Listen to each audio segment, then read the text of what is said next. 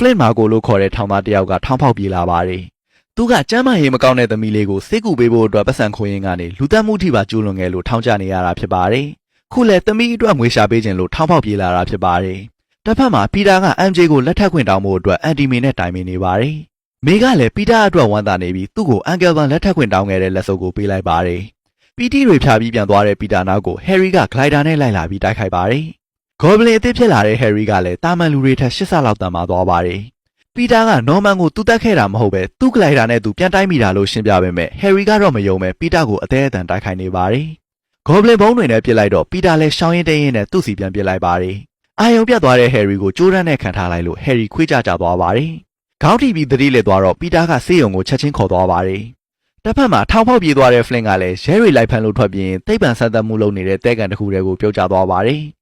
သူတို့ကတဲတွေကိုအက်တမ်အဆင့်ထိခွဲပစ်တဲ့အရှိန်မြင့်ဇက်ကိုစမ်းသပ်နေခြင်းဖြစ်ပါတယ်။